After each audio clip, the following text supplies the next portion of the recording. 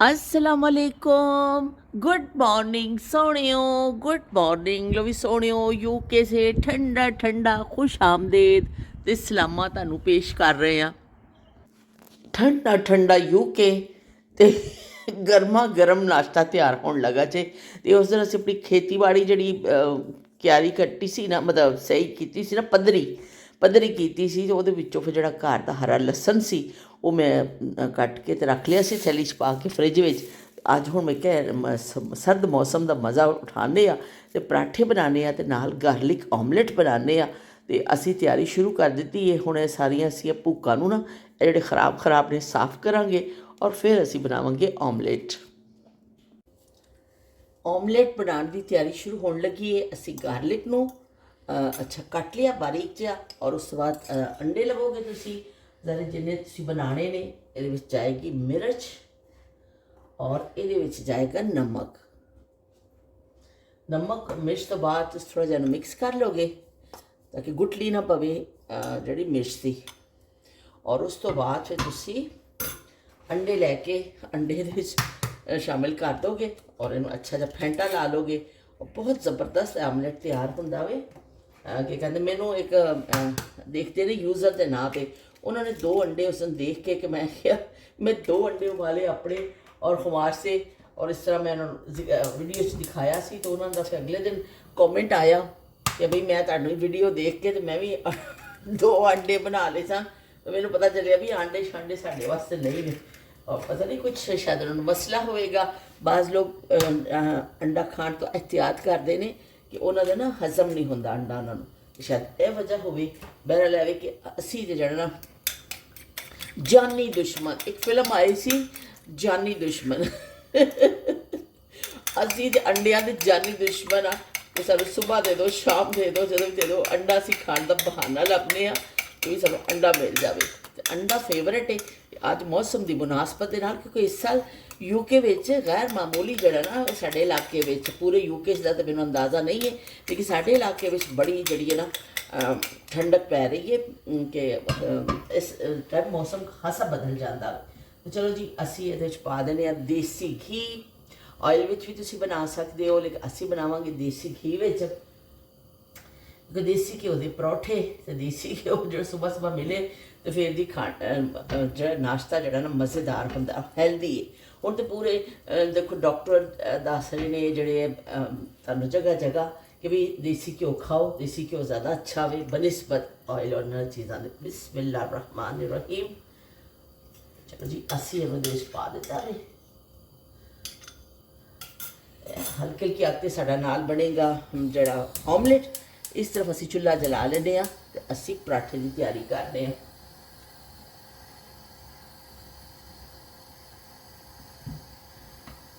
ਨਾਯਾਬ ਜ਼ਮਾਨਿਆਂ ਵਿੱਚ ਇਸ ਤਰ੍ਹਾਂ ਹੀ ਹੁੰਦਾ ਸੀ ਕਿ ਸੁਬਾਹ ਹਰ ਘਰ ਵਿੱਚੋਂ ਨਾ ਪਰੌਠੇ ਦੀਆਂ ਖੁਸ਼ਬੂਆਂ ਆ ਰਹੀਆਂ ਹੁੰਦੀਆਂ ਸਨ। ਅਤੇ ਕੀ ਕਹਿੰਦੇ ਨੇ, ਉਹ ਜ਼ਮਾਨਾ ਜਿਹੜਾ ਨਾ ਵਾਕਈ ਜ਼ਬਰਦਸਤ ਸੀ। ਅਸੀਂ 3 ਪੇੜੇ ਕੀਤੇ ਨੇ, 3 ਅਦਦ ਪੇੜੇ ਕੀਤੇ ਨੇ, 2 ਪਰਾਠੇ ਖੁਮਾਸ਼ ਦੇ ਔਰ 1 ਪਰਾਠਾ ਮੇਰਾ। ਔਰ ਅਸੀਂ ਜਿਹੜਾ ਸਾਡਾ ਗਾਰਲਿਕ ਦਾ ਤਿਆਰ ਹੋ ਜਾਏਗਾ, ਅਸੀਂ ਇਹਦੇ ਨਾਲ ਖਾਵਾਂਗੇ। ਕੁਛ ਲੋਕਾਂ ਨੂੰ ਜਿਹੜਾ ਨਾ ਨਰਮ ਪਰਾਠਾ ਬਹੁਤ ਪਸੰਦ ਆਉਂਦਾ ਕਿ ਪਰਾਠਾ ਨਰਮ ਬਣੇ, ਔਰ ਕੁਛ ਲੋਕਾਂ ਨੂੰ ਪਰਾਠਾ ਜਿਹੜਾ ਨਾ ਜਿਹੜਾ ਪਸੰਦ ਹੁੰਦਾ ਕਿ ਕੜਕ ਬਣੇ। ਇਹ ਹਰ ਬੰਦੇ ਦੀ ਆਪਣੀ ਚੋਇਸ ਹੈ। ਸਾਡੇ ਘਰ ਜ਼ਿਆਦਾਤਰ ਪਰਾਠਾ ਖਾਧਾ ਜਾਂਦਾ ਕੜਕ ਪਰਾਠਾ। ਕੜਕ ਪਰਾਠੇ ਨੂੰ ਜ਼ਿਆਦਾ ਸ਼ੌਕ ਨਾਲ ਖਾਧਾ ਜਾਂਦਾ ਵੇ ਬਨਿਸਬਤ ਨਰਮ ਪਰਾਠੇ ਦੇ। ਅਸੀਂ ਤਾਂ ਹਰ ਕਿਸਮ ਦਾ ਹੀ ਖਾ ਲੈਂਦੇ ਹਾਂ, ਲੇਕਿਨ ਅਕਸਰ ਮੈਂ ਦੇਖਦੀ ਹਾਂ ਨਾ ਵੀਡੀਓਜ਼ ਤੋਂ, ਉੱਥੇ ਫਿਰ ਦੱਸਦੇ ਨੇ ਪਕਾ ਕੇ ਪਰਾਠੇ ਨੂੰ ਇਸ ਤਰ੍ਹਾਂ ਕਰਕੇ ਦੱਸਦੇ ਨੇ ਕਿ ਦੇਖੋ ਕਿੰਨਾ ਨਰਮ ਪਰਾਠਾ ਬਣਿਆ। ਲੇਕਿਨ ਇਤਫਾਕ ਕਹਿ ਲਓ ਕਿ ਇਹ ਦੇਖੋ ਇੱਕਦਮ ਧੁੱਪ ਨਿਕਲੀ ਹੈ ਨਾ, ਤਾਂ ਥੋੜ੍ਹੇ ਤੁਹਾਨੂੰ ਰੋਸ਼ਨੀ ਵਧੀ ਹੋਈ ਲੱਗੇਗੀ, ਕਿਉਂਕਿ ਅਸੀਂ ਲਾਈਟ ਵੀ ਖੋਲ੍ਹੋ ਤਾਂ ਨਹੀਂ ਹੁੰਦੀ ਹੈ। ਲੇਕਿਨ ਹੁਣ ਧੁੱਪ ਇੱਕਦਮ ਨਿਕਲੀ ਹੈ ਔਰ ਥੋੜ੍ਹੀ ਦੇਰ ਬਾਅਦ ਇਹਨੇ ਗਾਇਬ ਹੋ ਜਾਣਾ। ਅੱਖ ਬਚੋਲੀ ਧੁੱਪ ਦੀ ਚੱਲਦੀ ਰਹੀ। ਮੈਂ ਹੁਣ ਤੁਹਾਨੂੰ ਜਦੋਂ ਦਿਖਾਇਆ ਵੇ ਬਿਲਕੁਲ ਐਸਾ ਬੱਦਲ ਹੋਏ ਸਨ, ਇੱਕਦਮ ਧੁੱਪ ਨਿਕਲੀ ਔਰ ਨਾਲ ਹੀ ਇਹਨੇ ਗਾਇਬ ਹੋ ਜਾਣਾ। ਸੂਰਜ ਜਿਹੜਾ ਨਾ ਆਉਂਦਾ ਸਾਨੂੰ ਮਿਲਦਾ, ਝਾਤੀ ਮਾਰਦਾ ਤੇ ਫਿਰ ਗਾਇਬ ਹੋ ਜਾਂਦਾ ਵੇ। ਤੇ ਚਲੋ ਜੀ, ਸਾਡੇ ਪਰਾਠਾ ਵੀ ਬਣ ਰਿਹਾ ਔਰ ਇਹਦੇ ਗਾਰਲਿਕ ਜਿਹੜਾ ਬਣ ਰਿਹਾ ਓਮਲੇਟ, ਇਹਦੀ ਖੁਸ਼ਬੂ ਬੜੀ ਅੱਛੀ ਆ ਰਹੀ, ਬੜੀ ਜ਼ਬਰਦਸਤ ਖੁਸ਼ਬੂ ਆ ਰਹੀ ਹੈ ਬਈ। ਕਿਉਂਕਿ ਲਸਣ ਦੀ ਤਾਂ ਆਪਣੀ ਖੁਸ਼ਬੂ ਬਹੁਤ ਅੱਛੀ ਹੁੰਦੀ ਹੈ ਔਰ ਵੈਸੇ ਵੀ ਖਾਣਾ ਬਹੁਤ ਅੱਛਾ ਹੁੰਦਾ। ਤੁਸੀਂ ਚਟਨੀ ਦੇ ਉਸ ਨਾਲ ਖਾਓ ਜਾਂ ਤੁਸੀਂ ਜਿਹੜਾ ਵੇ उस हिसाब नाल खाओ कि चटनी कुट के खा लो, सालन च पा लो, गार्लिक ब्रैड्स आंदियां ने, गार्लिक बहुत कुछ हुण ते गार्लिक दे बड़े फवायद दसे जांदे ने। ते लो जी पराठा भी साडा तकरीबन तैयार है।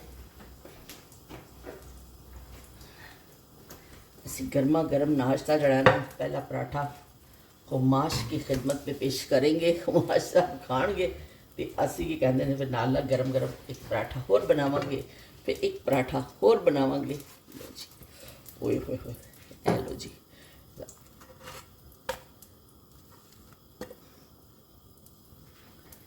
इस तो बाद हुण असी इहनूं भी तो देखिए इहदा की बनया, तेरा क्या बनेगा कालिया।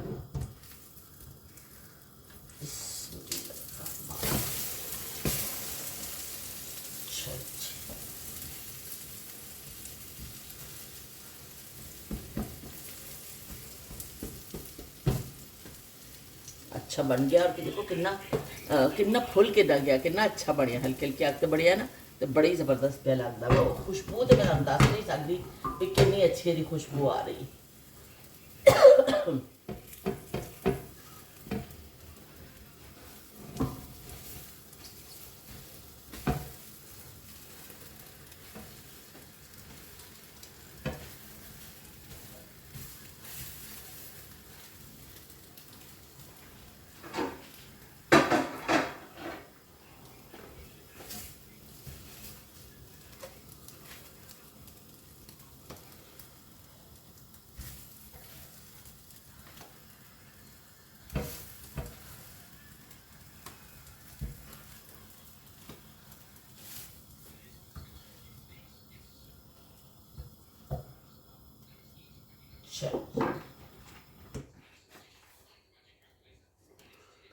ज़बरदस्त गार्लिक ऑमलेट तैयार हो चुका है, देखते ही देखते। अब लगा लो खबरें। हेलो,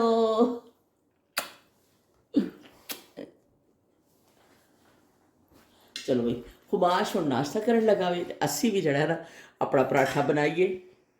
कम काज करके थोड़ा फारग होए हैं अलहमदुलिल्लाह, काफ़ी कुछ निपटा लिया वे, हले भी कुछ रहिंदा वे, लेकिन एवं हुण साडा गपशप का टाइम हो रहा वे। पहले मेरा दिल कर रहा सी मैं एक कप चाह बनावां तो फिर बैठ के नाल तुहाडे नाल खिताब करांगी ते नाले चाह पीवांगी, पर फिर मैं मैं खिताब करन लग जानी हाँ, चाह फिर ठंडी हो जाती है। तो फायदा कुछ नहीं। तो हुण खिताब कंप्लीट करके ना फिर असी चाह बनावांगे पीवांगे, तो थोड़ा बहुत बाकी का जिहड़ा काम है असी करांगे। तो यह देखो मेरे को जी हल्दी पई सी, जी ताज़ी हल्दी होंगी फ्रैश, तो यह मैं लैके आई सी तो बरकत स्टोर तो कभी कभी दुध में पा के ना फिर बना के पीनी हाँ, तो बड़ा अच्छा होंगे हल्दी वाला दुध। ये फिर फ्रिज पई सी, मैं कट के पीसिस करके मैं डीप फ्रीजर च रख देनी हाँ, क्योंकि फिर बहुत ज़्यादा दिन पई रहेगी तो खराब ना हो जाए। तो इनू टुकड़े शुकड़े कीते ने तो हाथ हो गए ने पीले, ए देखो हाथ पीले हो गए ने और छुरी भी पीली हो गई है, और पूरा हर चीज़ देख के भाई कितना अच्छा था, कुदरती चीज़ों का रंग देखो कितना अच्छा होंदा वे। तो चलो जी असीं हुण बैठने हाँ तो तुहाडे नाल करदे खिताब। सज्जणों ते मित्रों, असी की कहते हैं आ जाने कॉमेंट की तरफ। कल जो सोशल मीडिया के हवाले के नाल थोड़ी जी गल हुई, गल तो बहुत ज़्यादा वे, इन्नी बुराई फैल चुकी है कि मैं ज़ाहिर कुछ हदूद गुफ्तगू में भी सानू करना पैंदा वे, कि मैं तो खैर ऐसिया चीज़ां दोहरा नहीं सकनी हाँ कि जो कुछ हो रहा है इत्ते। लेकिन वही गल है कि तुसी सारियां ने, शम्मा ने, नाहिद ने, शब्बीर हुसैन साहब ने, जिन्हें भी साढ़े देखने वाले ने ज़्यादातर यही किया कि सारे हर चीज़ का ਜਿਹੜਾ ਹੁੰਦਾ ਵੇ इस्तेमाल का साढ़े उपर होंदा है। तुसी सारियां ने यही किया, शमा ने भी एक किया कि टैक्नोलॉजी तो बगैर तो हम गुजारा ही नहीं है ना, तो लेकिन है कि उन्होंने इस्तेमाल असी किस तरह कर रहे हैं, तो बिगाड़ वाकई बच्चों च बहुत ज़्यादा पैदा हो रहा है। लेकिन ऐसा प्लेटफॉर्म है कि बस शबीर हुसैन साहब ने भी किया कि बच्चों के उत्ते ना पेरेंट्स को चाहिए कि फिर थोड़ा रखा जा सकता वे, नज़र रखी जा सकती है कि बच्चे की रोक सकते हैं पेरेंट्स, तो बाकी उन्होंने रोकया जा सकता है काफ़ी हद तक। लेकिन जो बच्चे बिल्कुल फिर थोड़ी एज ऐसी च चले जाते हैं वो फिर कितने मानते हैं। बाकी उन्होंने कहा कि जोड़े बालिग ने उन्होंने अपना हिसाब किताब कवर में देना वे, तो कोई भी हुकूमत खुली बुराई नूं नहीं रोक सकती। तो बई बिल्कुल तुसीं ठीक कहा वे कि इस तरह जिहड़ा हर बंदे दे अपने उपर हुंदा वे ते कोई इस तरह हथ फड़ के नहीं रोकिया जाता। लेकिन एवे कि बच्चों ते नज़र रखी जाती। असीं भी अपने बच्चों के जिहड़े यूसुफ मुस्तफा बच्चे टैब देखते हैं उन्होंने उपर लॉक लाया कि कोई ऐसी चीज़ ना देखे। जो मैं कतर गई तो वो मुस्तफा मेरा फ़ोन लै लेंदा सी, कहती मैंने आपका फ़ोन देखना है। पहले मेरे तो समझ ही नहीं लगी इस राज की कि यह की राज है, यह कि साइंस की तरक्की है कि अपनी टैबलेट छड़ के मेरा मंगता वे कि मैं अपना फ़ोन तुहाडा फ़ोन देखना वे।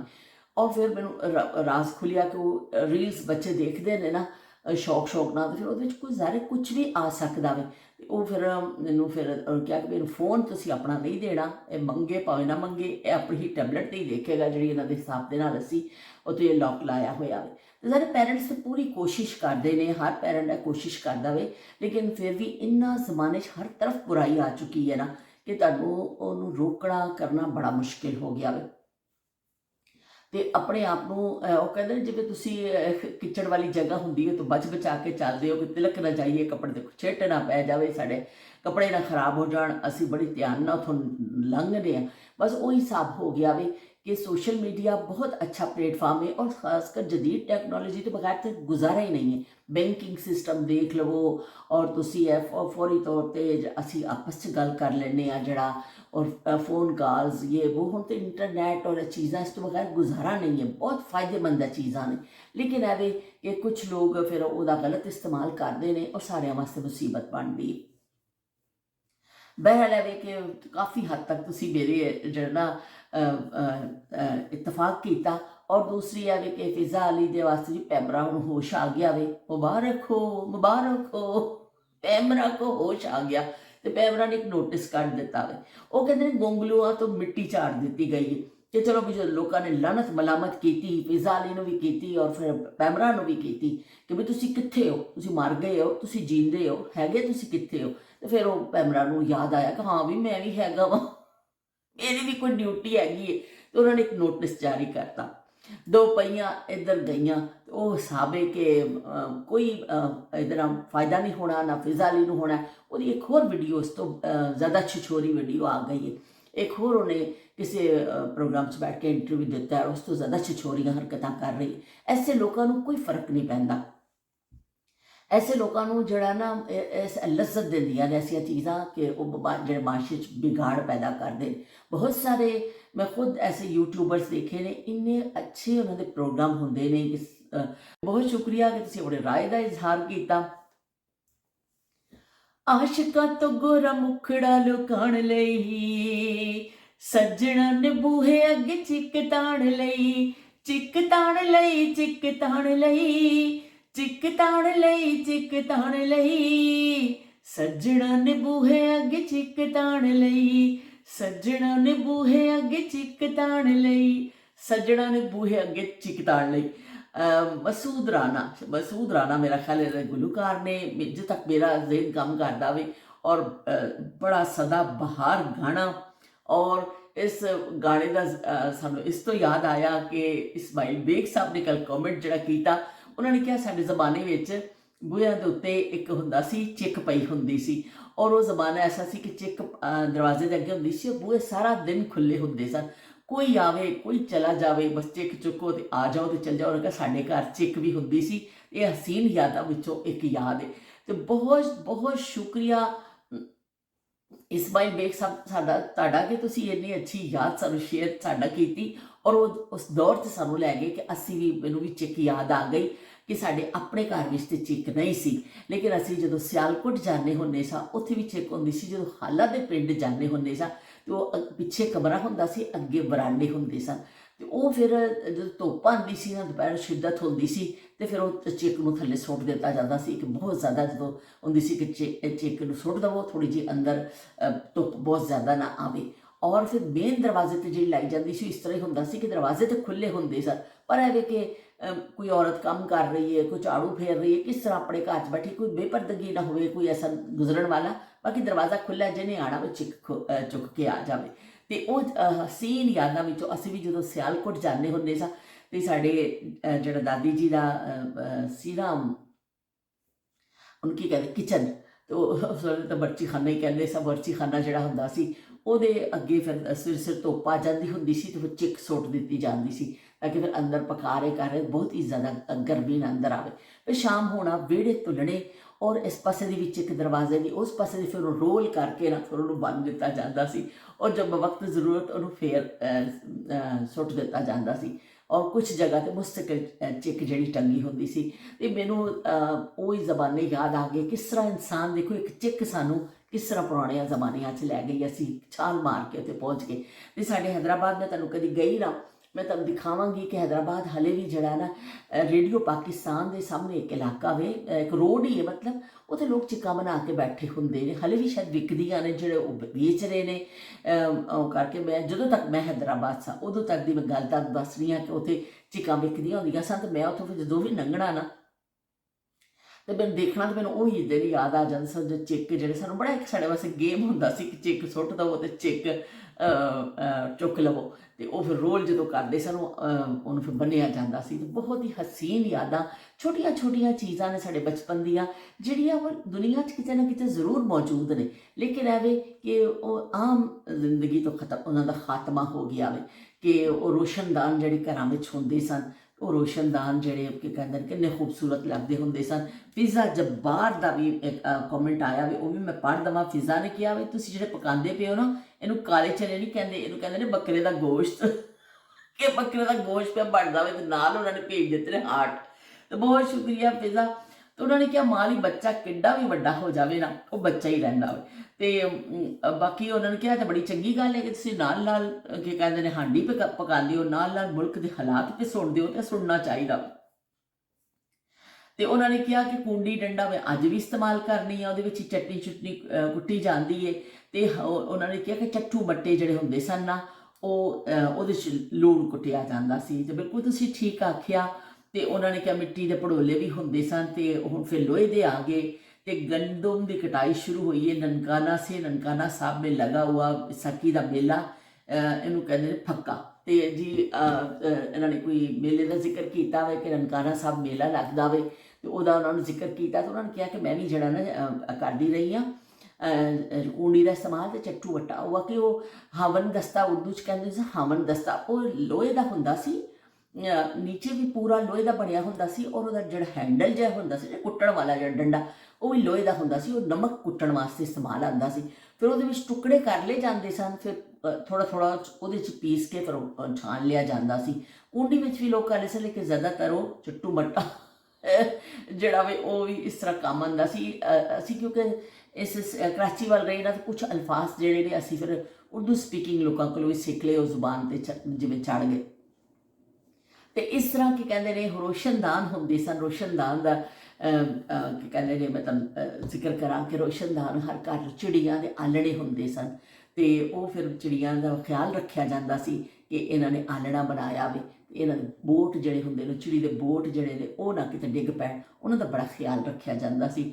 ਇਸ ਤਰ੍ਹਾਂ ਹੁਣ ਕਿਸੇ ਘਰ 'ਚ ਤੁਹਾਨੂੰ ਰੋਸ਼ਨਦਾਨ ਨਜ਼ਰ ਨਹੀਂ ਆਉਂਦਾ, ਕਿਉਂਕਿ ਬੜੇ ਸਟਾਈਲਿਸ਼ ਘਰ ਬਣ ਗਏ ਨੇ, ਬਹੁਤ ਖੂਬਸੂਰਤ ਹਸੀਨ ਡੈਕੋਰੇਟ ਲੋਕਾਂ ਨੇ ਕੀਤਾ, ਲੇਕਿਨ ਉਹ ਆਪਣੇ ਜਿਹੜੇ ਸਾਦੇ ਚੀਜ਼ਾਂ ਸਨ ਉਹ ਖਤਮ ਹੋ ਗਈਆਂ। ਕਿ ਰੋਸ਼ਨਦਾਨ ਰੱਖਿਆ ਜਾਂਦਾ ਸੀ ਹਵਾ ਦੇ ਗੁਜ਼ਰ ਲਈ, ਕਿ ਹਵਾ ਗੁਜ਼ਰੇਗੀ, ਰੋਸ਼ਨਦਾਨ ਬਾਥਰੂਮ ਵਿੱਚ, ਰੋਸ਼ਨਦਾਨ ਕਮਰਿਆਂ ਵਿੱਚ ਜ਼ਰੂਰ ਰੱਖਿਆ ਜਾਂਦਾ ਸੀ। ਔਰ ਫਿਰ ਉਹਨੂੰ ਜਾਂ ਤਾਂ ਡੰਡੇ ਦੀ ਖਦਮਾਤ ਲਈਆਂ ਜਾਂਦੀਆਂ, ਇੱਕ ਲੰਮਾ ਸਾਰਾ ਡੰਡਾ ਰੱਖਿਆ ਜਾਂਦਾ ਸੀ, ਉਹਦੇ ਨਾਲ ਕੀਤਾ ਸੀਗਾ। ਫਿਰ ਕੋਈ ਰੱਸੀ ਰੁੱਸੀ ਬੰਨ੍ਹ ਲਈ ਜਾਂਦੀ ਸੀ ਕਿ ਵਕਤ ਦੀ ਜ਼ਰੂਰਤ ਖੋਲ੍ਹ ਜਾਂ ਬੰਦ ਕਰ ਸਕੀਏ ਅਸੀਂ, ਲੇਕਿਨ ਰੋਸ਼ਨਦਾਨ ਜ਼ਰੂਰ ਹੁੰਦਾ ਸੀ। ਹੁਣ ਉਹ ਤੁਹਾਨੂੰ ਕਿਸੇ ਘਰ 'ਚ ਨਜ਼ਰ ਨਹੀਂ ਆਏਗਾ। ਵਿੰਡੋਜ਼ ਜਿਹੜੀਆਂ ਬੜੀਆਂ ਹੁੰਦੀਆਂ ਨੇ, ਉਹ ਵੀ ਇਸ ਤਰ੍ਹਾਂ ਪਹਿਲੇ ਖਿੜਕੀਆਂ ਖੋਲ੍ਹੀਆਂ ਜਾਂਦੀਆਂ ਸਨ, ਕਮਰਿਆਂ ਦੇ ਦਰਵਾਜ਼ੇ ਖੁੱਲ੍ਹੇ ਹੁੰਦੇ ਸਨ ਕਿ ਹਵਾ ਦਾ ਗੁਜ਼ਰ ਹੋਵੇ, ਕੁਸ਼ਾਦਾ ਚੀਜ਼ਾਂ ਨਜ਼ਰ ਆਉਣ, ਔਰ ਤਾਜ਼ੀ ਹਵਾ। ਲੇਕਿਨ ਅੱਜ ਕੱਲ੍ਹ ਜਿਹੜਾ ਬਿਲਕੁਲ ਉਲਟ ਹੋ ਗਿਆ ਵੇ, ਅਤੇ ਉਹ ਕਿ ਹੁਣ ਬਸ ਕਿਹੜੇ ਪਾਸੇ ਜਾਵਾਂ ਅਤੇ ਮੰਜੀ ਕਿੱਥੇ ਡਾਵਾਂ। ਉਹ ਮੁਨੱਵਰ ਜ਼ਰੀਫ ਦੀ ਇੱਕ ਫਿਲਮ ਸੀ, ਅਤੇ ਉਹਦਾ ਗਾਣਾ ਫਿਰ ਯਾਦ ਆ ਜਾਂਦਾ, ਮੈਂ ਕਿਹੜੇ ਪਾਸੇ ਜਾਵਾਂ, ਮੈਂ ਮੰਜੀ ਕਿੱਥੇ ਡਾਵਾਂ, ਮੈਂ ਕਿਹੜੇ ਪਾਸੇ ਜਾਵਾਂ ਅਤੇ ਮੰਜੀ ਕਿੱਥੇ ਡਾਵਾਂ। ਅਤੇ ਹੁਣ ਬਈ ਅਸੀਂ ਕੀ ਕਰੀਏ, ਜ਼ਮਾਨਾ ਇੰਨਾ ਬਦਲ ਗਿਆ ਵੇ ਕਿ ਅਸੀਂ ਜਿਹੜਾ ਨਾ ਉਹਨੂੰ ਕੰਟਰੋਲ ਨਹੀਂ ਕਰ ਸਕਦੇ ਹਾਂ। ਬਹੁਤ ਸ਼ੁਕਰੀਆ ਜੀ ਸ਼ਬੀਰ ਹੁਸੈਨ ਸਾਹਿਬ, ਤੁਸੀਂ ਸਾਨੂੰ ਆਖਰਤ ਦੀ ਯਾਦ ਦਿਵਾ ਦਿੱਤੀ। ਉਹਨਾਂ ਨੇ ਕਿਹਾ ਕਿ ਬਈ ਜਿਹਨੇ ਫਿਰ ਬਾਲਿਗ ਹੋ ਕੇ ਜਿਹੜਾ ਬੰਦਾ ਕੋਈ ਗਲਤ ਪਾਸੇ ਜਾਂਦਾ ਹੋਵੇ ਨਾ, ਉਹ ਆਪਣੇ ਬਿਲਕੁਲ ਸਹੀ ਆਖਿਆ ਤੁਸੀਂ ਕਿ ਆਪਣੇ ਹਰ ਅਮਲ ਦਾ ਇਨਸਾਨ ਖੁਦ ਜ਼ਿੰਮੇਦਾਰ ਹੁੰਦਾ ਜਦੋਂ ਬਾਲਿਗ ਹੋ ਜਾਂਦਾ। ਜਦੋਂ ਤੱਕ ਬਾਲਿਗ ਨਹੀਂ ਹੁੰਦਾ ਉਦੋਂ ਤੱਕ ਤੇ ਪੈਰੈਂਟਸ ਦੀ ਜ਼ਿੰਮੇਦਾਰੀ ਹੁੰਦੀ ਹੈ, ਪਰ ਜਦੋਂ ਫਿਰ ਤੁਸੀਂ ਹਰ ਚੀਜ਼ ਸਿੱਖ ਜਾਂਦੇ ਹੋ ਫਿਰ ਹੁੰਦਾ ਵੀ ਕਿ ਤੁਸੀਂ ਹੁਣ ਤੁਹਾਡੇ ਕੋਲ ਹਿਸਾਬ ਕਿਤਾਬ ਵੀ ਤੁਹਾਡੇ ਉਸੇ ਹਿਸਾਬ ਦੇ ਨਾਲ ਹੀ ਹੋਏਗਾ। ਤੇ ਚਲੋ ਜੀ ਠੀਕ ਹੈ, ਅਸੀਂ ਤੁਹਾਨੂੰ ਥੋੜ੍ਹਾ ਜਿਹਾ ਮੈਂ ਇੱਕ ਸ਼ੈ ਲੱਭੀ ਸੀ, ਹੁਣ ਮਿਲ ਜਾਵੇ। ਇੱਕ ਤਾਂ ਅਸੀਂ ਵੀ ਗਜਨੀ ਸਟਾਈਲ ਹੋ ਗਏ ਆ ਪੂਰੇ, ਇਹ ਸਾਨੂੰ ਬਾਅਦ ਦਫਾ ਕੋਈ ਚੀਜ਼ ਮਿਲਦੀ ਨਹੀਂ ਹੈ। ਮੈਂ ਤਾਂ ਆਪਣਾ ਨਾਂ ਗਜਨੀ ਪਾ ਦਿੱਤਾ ਵੇ। ਵੇਖ ਕੇ ਤੇਰੀਆਂ ਟੋਰਾਂ ਕਸਮੇ, ਕੀਤੀਆਂ ਰੀਸਾਂ ਮੋਹਰਾਂ ਕਸਮੇ, ਜੋਬਨ ਤੇਰਾ ਵੇਖਣ ਆਉਣ ਚੰਨ ਦੇ ਨਾਲ ਚਕੋਰਾਂ ਕਸਮੇ, ਮੇਰੇ ਵਰਗੇ ਆਸ਼ਿਕ ਲੁੱਟੇ ਤੇਰੇ ਵਰਗੇ ਚੋਰਾਂ ਕਸਮੇ। ਤੇ ਵੇਖ ਕੇ ਤੇਰੀਆਂ ਟੋਰਾਂ ਕਸਮੇ, ਕੀਤੀਆਂ ਰੀਸਾਂ ਮੋਹਰਾਂ ਕਸਮੇ। ਤੇ ਬੜੀ ਜ਼ਬਰਦਸਤ ਹੈ, ਮੈਨੂੰ ਅੱਛੀ ਲੱਗੀ ਸੀ। ਮੈਂ ਤੁਹਾਡੇ ਲਈ ਨਾ ਫਿਰ ਉਹ ਸੇਵ ਕਰ ਲਈ ਸੀ ਕਿ ਤੁਹਾਨੂੰ ਸੁਣਾਵਾਂਗੀ। ਇੱਕ ਹੋਰ ਪੰਜਾਬੀ ਦਾ ਬੜਾ ਅੱਛਾ ਮੈਨੂੰ ਇਹ ਟੁਕੜਾ ਲੱਗਿਆ। ਐਵੇਂ ਆਂਦੇ ਜਾਂਦੇ ਲੰਘ ਗਈ, ਜਿੰਦੜੀ ਅੱਖ ਚਮਕਾਉਂਦੇ ਲੰਘ ਗਈ, ਆਪਣਾ ਆਪ ਨਾ ਰਾਜ਼ੀ ਹੋਇਆ, ਆਪਣਾ ਆਪ ਮਨਾਉਂਦੇ ਲੰਘ ਗਈ, ਭੋਰਾ ਭੋਰਾ ਜੀਵਨ ਕੀਤਾ, ਜਿੰਦੜੀ ਡੰਗ ਟਪਾਉਂਦੇ ਲੰਘ ਗਈ, ਉੱਠ ਗਏ ਪੱਲੇ ਝਾੜ ਕੇ ਆਪਣਾ, ਉੱਠ ਗਏ ਪੱਲਾ ਝਾੜ ਕੇ ਆਪਣਾ, ਹੋਰਾਂ ਨੂੰ ਵਰਤਾਂਦੇ ਲੰਘ ਗਈ, ਇੱਕੋ ਵਾਰੀ ਇਸ਼ਕ ਕਮਾਇਆ, ਇੱਕੋ ਇਸ਼ਕ ਨਿਭਾਉਂਦੇ ਲੰਘ ਗਈ। ਵਾਹ ਬਈ ਵਾਹ, ਇੱਕੋ ਵਾਰੀ ਇਸ਼ਕ ਕਮਾਇਆ, ਇੱਕੋ ਇਸ਼ਕ ਨਿਭਾਉਂਦੇ ਲੰਘ ਗਈ। ਲੋ ਬਈ ਤੁਹਾਡੀ ਖਿਦਮਤ ਵਿੱਚ ਅਜ਼ੀਮ ਸ਼ਾਇਰੀ ਪੇਸ਼ ਕਰ ਦਿੱਤੀ ਹੈ ਤੇ ਤੁਸੀਂ ਇਸ ਦਾਦ ਵੀ ਦੇਣੀ। ਤੁਸੀਂ ਕਹਿਣਾ ਵਾਹ ਵਾਹ ਵਾਹ ਵਾਹ ਵਾਹ ਵਾਹ, ਤੁਸੀਂ ਦਾਦ ਜ਼ਰੂਰ ਦੇਣੀ ਹੈ। ਔਰ ਮੈਨੂੰ ਪਤਾ ਹੈ ਕਿ ਸ਼ਮਾ ਦੀ ਤਰਫੋਂ ਤਾਂ ਜ਼ਰੂਰ ਦਾਦ ਮਿਲਣੀ ਹੈ। ਤੁਸੀਂ ਸਾਰਿਆਂ ਨੇ ਦੇ ਦੇਣੀ ਹੈ। ਮੇਰਾ ਦਿਲ ਰੱਖਣ ਵਾਸਤੇ ਤੁਸੀਂ ਸਾਰੇ ਵਾਹ ਵਾਹ ਜ਼ਰੂਰ ਕਰ ਦੋਗੇ। ਵਾਸਤਾ ਹੀ ਰੱਬ ਦਾ ਤੁਸੀਂ ਕਮੈਂਟ ਅੱਛਾ ਜਿਹਾ ਕਰ ਦਿਓ। ਤੇ ਅਸੀਂ ਹੁਣ ਰੱਖਦੇ ਹਾਂ ਆਪਣੀ ਜਿਹੜੀ ਹਲਦੀ ਹੈ ਜਿਹੜੀ ਫਰੀਜ਼ਰ ਵਿੱਚ। ਫਿਰ ਤੁਹਾਡੇ ਨਾਲ ਮੁਲਾਕਾਤ ਹੁੰਦੀ ਹੈ ਕੱਲ੍ਹ। ਅੱਲਾ ਹਾਫਿਜ਼ ਤੇ ਰੱਬ ਰਾਖਾ।